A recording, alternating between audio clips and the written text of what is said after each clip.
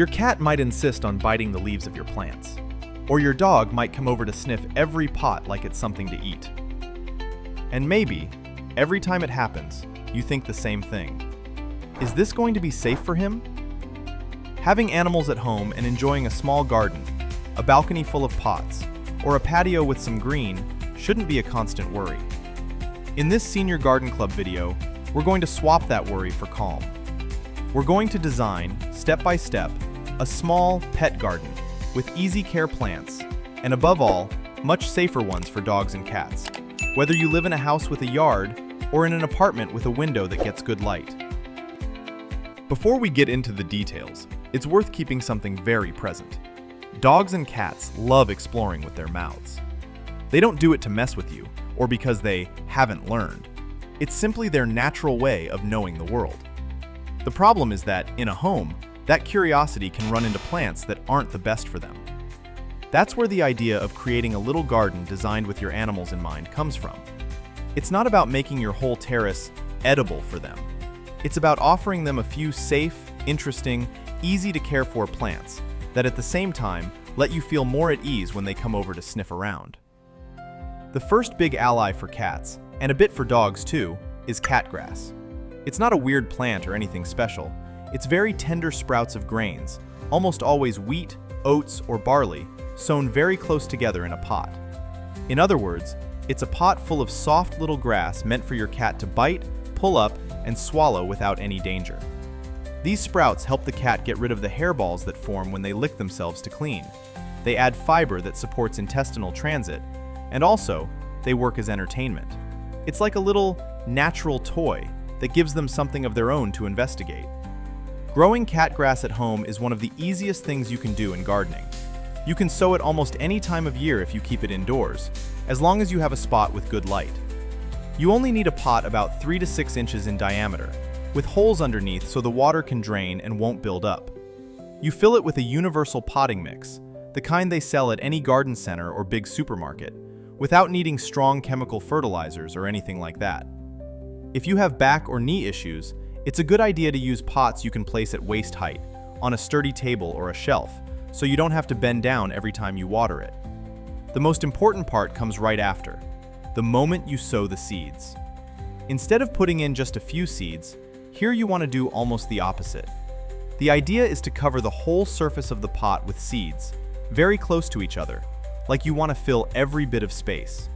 On top of that layer of seeds, add only a very thin layer of soil, like a 1/4 inch, just enough to cover them. You don't need to bury them deeply. Then you water with a spray bottle or with a watering can, but without dumping a lot of water, so the soil is damp but no puddles form, and you place the pot somewhere with good light but without strong direct sun, so the sprouts don't dry out too fast.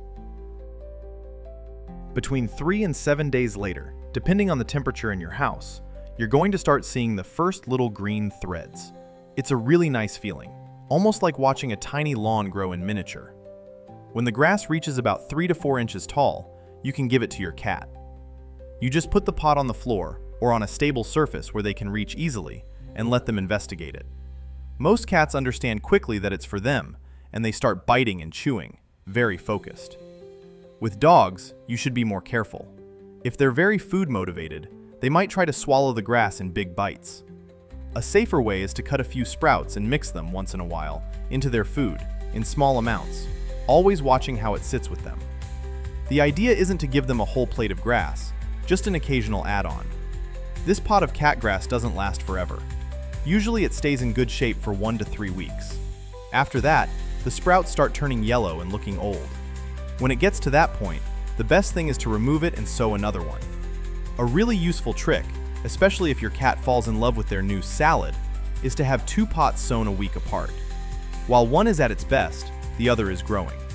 When the first one starts looking rough, you swap it for the next one and re-sow the one you already used. That way you have grass for your pet almost all the time without running out. For maintenance, catgrass hardly needs anything. It just wants good indirect light near a window, soil that stays slightly moist but never soggy, and a temperature that, in most North American homes, happens naturally, between about 64 and 75 degrees Fahrenheit. That said, remember that, like anything, too much can be a problem. If you notice your cat eating grass in a desperate way and vomiting many times in a row, take the pot away and talk about it with your vet. And one important detail: use seeds without chemical treatments, preferably organic or specifically labeled for pets. They're a little more reassuring when you know they're going straight into your buddy's mouth. If we're talking about cats and plants, the next star almost introduces itself. Catnip, also called Nepeta cataria. It's a perennial plant in the mint family, with gray-green leaves and small white or lavender flowers. What makes it special for cats is a substance it has, nepeta-lactone, which stimulates the nervous system in many of them. When a cat comes into contact with catnip, they might start rolling, rubbing against the plant, meowing, biting the leaves, and showing playful, euphoric behavior for about 5 to 15 minutes. After that, they usually move into a calm period that can last 1 to 2 hours. If your cat wants to be alone after being around catnip, let them. It's normal behavior because a lot of cats enjoy that quiet time and prefer to be by themselves. Not all cats react the same. About half, maybe a bit more, respond to catnip, while the rest barely care. And in very young kittens, under 4 to 6 months, the effect often doesn't show up at all. This is important so you don't get discouraged. If you grow catnip, give it to your cat, and you don't see any reaction, it doesn't mean the plant is bad. It means that specific cat may not be sensitive to it. Growing catnip at home is almost as easy as sowing catgrass, with the big difference that catnip is a plant that lasts longer. Ideally, you sow it in spring, once the risk of frost has passed, especially if you plan to keep it outdoors. You can use seeds, sowing them in a tray or directly in a pot, covering them with a thin layer of soil and keeping moisture until they sprout, which usually takes 7 to 14 days. Or if you'd rather move faster, you can buy young plants at nurseries, which is a convenient option for people who don't want to deal with seed trays. If you decide to keep catnip in a pot, it's best to use a container that's a bit deep, at least 6 to 8 inches, with good drainage holes. The soil can be a universal potting mix mixed with some sand or perlite so it stays loose and doesn't hold too much water. If you keep it outside, catnip grows really well in full sun or with a bit of partial shade. If you're keeping it indoors, it needs a lot of light. Ideally, it gets about 5 hours a day of good light near a sunny window. For watering, moderate is enough. Let the top of the soil dry a bit between waterings to keep fungus from showing up. Over time, the plant is going to flower. When that happens, you can trim it back a bit so it pushes out new leaves and stays compact and nice looking. If you have it in the garden and you let it drop seeds without control, you can start getting catnip everywhere. So it's worth keeping an eye on that if you don't want it in every corner. There's something else to keep in mind. A lot of cats get so excited about the plant that they end up destroying it. So you don't lose your catnip the first time they come near it. A good idea is to have one main pot in a high or protected place, where you cut branches from to use. And then, on top of that, have another smaller pot, one you won't feel so bad about losing, as a toy for the cat that they can actually approach, smell, bite, and roll around on without any issue. You can use catnip fresh or dried. If you have the plant at home, you can cut a little sprig once in a while and give it to your cat to sniff and bite for a bit. You can also make small bundles, hang them upside down in a spot with good ventilation until they dry, and then store the dried leaves in an opaque jar, away from light. With that dried catnip, you can stuff toys, sprinkle a little inside tunnels, scratchers, blankets, or boxes, and turn a corner of the living room into a tiny amusement park for your cat. Used in moderation, it helps them play more, stay active, lower stress, and, in multi-cat homes, it can help them share playtime in a calmer way. The key word here is moderation. Catnip shouldn't be used all the time. In many homes, it's offered only a couple times a week, or in specific moments, like when you want to motivate a less active or chubby cat to move, or when you want them to associate a new scratching post with something they really like. If it's used too much, some cats can get vomiting, diarrhea, drool more than normal, move clumsily, or even get a bit aggressive from overexcitement. In cats with heart problems, nervous system issues, or epilepsy, it's better to talk to your vet before using it, precisely because of that stimulating effect. There are cats that don't react to catnip, but that doesn't mean their garden has to be boring. For many of them, there's a really interesting alternative, what's called cat thyme, Teucrium marum. Despite the name, it's not the same thyme we use for cooking. It's a different species. It's a small shrub that lives for several years and looks like regular thyme, but it has a much stronger smell, one that some people might even find unpleasant. That smell that can feel like too much for us is, for a lot of cats, incredibly attractive. They come up to the plant, roll on the ground, rub against it, play around it, and for a while they turn it into their favorite spot. If your cat doesn't care about catnip, cat thyme can be a good option to give them that smell and play stimulation they enjoy so much. To grow well, cat thyme needs mild climates, closer to Mediterranean ones, with winters that aren't too cold. In many parts of North America, it can live outdoors, especially where winters are mild, or in pots you can bring into shelter when there's intense cold. Most commonly, for convenience, people buy the plant already grown at a nursery. Then you move it into a pot with very good drainage, mixing the soil with some sand or perlite, and place it in a spot with lots of sun or very good light. It handles lack of water well, but it gets damaged if the soil stays waterlogged, so you have to water sparingly. Also, it doesn't need a lot of fertilizing. It prefers fairly poor soil over too much fertilizer. After it flowers, it helps to trim it back a bit so the plant stays compact and looks tidy. When you use it with your cat, you can keep it in a corner of the garden, terrace, or balcony, and let your cat come up and explore while you supervise. Another option is to cut a little sprig and bring it inside, so they can sniff it and play with it on their bed, on their scratching post, or wherever they usually rest. Just keep in mind the smell is very strong. For some people, it can be annoying or even cause sneezing when they touch the plant. And if your cat has respiratory issues, like feline asthma, it's better to introduce it slowly and watch how they react. And, in any case, check with your vet before anything. Up to now, we've mostly talked about plants meant for cats, but you can also plant some herbs that work really well with dogs, and that are also useful in your kitchen. A great example is rosemary, rosmarinus, or Salvia rosmarinus. It's a perennial Mediterranean shrub, very aromatic, widely used in cooking and in traditional remedies. As a potted plant or in the garden, it's considered safe for dogs and cats if they nibble a little, and in fact it's also used in pet foods, mostly because of its natural antioxidants, which help preserve food better, and because of its mild effects on digestion. To have rosemary in a pot, the easiest thing is to use cuttings, or buy a plant at a nursery in spring. A terracotta pot works better than a plastic one because it lets the soil breathe and keeps the roots from staying too wet. It's important that the pot has good drainage holes, and if you can, add a layer of gravel or little pieces of ceramic at the bottom. The ideal soil is a mix of universal potting mix with sand or perlite, so it stays light and drains well. Rosemary needs sun. It does well with about 4 to 6 hours of direct light per day. For watering, it's a plant that would rather get too little water than too much. The recommendation is to let the top of the mix dry out well before watering again. It tolerates heat really well, but in hard freezes it can suffer, especially if it's in a small pot and outside without protection. If you live in an area with very cold winters, it's a good idea to move the pot to a more sheltered spot, like a porch or near a wall.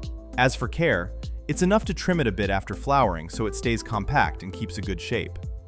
It doesn't need much fertilizer. If you overdo it, the stems can get weaker and the plant loses some of its aroma. In everyday life with pets, rosemary can have two roles. On one hand, as a decorative, aromatic plant that isn't a danger if your dog or cat bites a little sprig once in a while. On the other, for dogs, some homemade diets or kibble include rosemary as a natural preservative and as a mild digestive support. At home, and always following your vet's guidance, you can add once in a while a tiny pinch of finely chopped rosemary leaves on top of their food. The idea isn't to use it every day like a supplement, just to give a very occasional touch. Here it's worth clarifying something important. Using the rosemary plant is not the same as using rosemary essential oil. Essential oils are very concentrated extracts, and in animals, they can irritate and have been linked to a possible increased risk of seizures in some cases. That's why they shouldn't be used on dogs or cats without professional guidance, and not put directly on the skin or in food. In dogs with epilepsy or a history of seizures, Many specialists recommend not adding extra rosemary in the form of oils or supplements, and sticking only to the rosemary that might already be in their kibble, always following your vet's opinion. It's also important to be careful with pregnant females and not give large amounts without checking first. Besides rosemary, there are other culinary herbs that can coexist with your pets, though here there are important nuances. Let's start with parsley. Sometimes it's recommended in very small doses for dogs and cats, for its vitamins or to improve breath. But parsley has compounds that, in large amounts, can be toxic, and some organizations consider it questionable or problematic for cats. So for healthy dogs, only very small amounts of curly parsley should be used once in a while, literally a pinch on top of food. And it shouldn't be used if the female is pregnant, if the dog has kidney or urinary tract problems, or if they've had bladder stones. In cats, the most sensible thing is not to use parsley as a dietary supplement. They don't need it, and in excess, it can cause skin issues from the sun or urinary discomfort. If your cat bites a loose leaf once in a while, there's no need to panic, but it's not something we need to offer on purpose as if it were a healthy food for them. Basil, Ocimum basilicum, is simpler than parsley. It's considered non-toxic to dogs and cats, and also, it's very easy to keep at home if it has good light. A single pot of fresh basil in the kitchen helps you improve your dishes and, once in a while, add a touch to the food of a dog on a well-controlled homemade diet. Again, we're talking about only a pinch of very finely chopped fresh leaves, in very small amounts and very occasionally. In cats, there's no need to use it as part of their diet, but if they nibble a loose leaf, generally nothing happens. That said, in both dogs and cats, if they eat large amounts of basil, it can cause vomiting or diarrhea, so it makes no sense to turn it into a fixed ingredient in their diet. Think of it as a human seasoning that can live alongside pets without problems if you don't overdo it. Garden mint deserves its own mention because it causes a lot of doubts. A lot of people associate it with freshness and good breath, and that's why sometimes they give mint leaves to their dogs, and even, once in a while, to their cats. The issue is that several mint species can be toxic to dogs and cats if they eat a lot, mostly because of their essential oils. In dogs, some specialists accept that 1 or 2 leaves of certain mints, like spearmint or peppermint, can be given very occasionally for breath. But even then, they insist on doing it with a lot of moderation. And honestly, these days there are products made specifically for dogs' dental hygiene that are safer and work better than mint. In cats, the regular mint we use in teas or desserts can cause digestive discomfort, so it's not recommended as a treat or supplement. The only mint that really tends to work well for them is catnip, which is actually a different plant, or the cat thyme we talked about earlier. Beyond that, it's best not to improvise with mints in their diet. Finally, if we're talking about dogs and herbs, there's something very common that you've surely seen your little dog do in a park or garden. A lot of dogs chew grass. It's common to see them eat grass or regular lawn, those thin little blades that cover yards, and sometimes clover or other small, tender plants too. They usually choose the finest, greenest, freshest shoots, like they're looking for the youngest part of the plant. This natural grass can add a bit of extra fiber or cause a slight irritation in the stomach or intestine that in some cases makes them vomit or makes them poop faster. That can relieve mild digestive discomfort, kind of like when we feel really stuffed after eating too much. In some dogs, on the other hand, chewing grass seems more like an exploration habit. They're drawn to the smell, the texture, and the taste, and they do it out of curiosity, without always vomiting afterward. Besides this grass-eating thing, there are a few herbs that sometimes get mentioned as mild support for dog stomachs, always carefully. One is alfalfa, which has fiber, minerals, and vitamins, and in some cases has been used to support digestion and the dog's overall condition. Another is chamomile, also well known for people, traditionally used to calm the stomach, reduce gas, and ease certain mild digestive discomforts.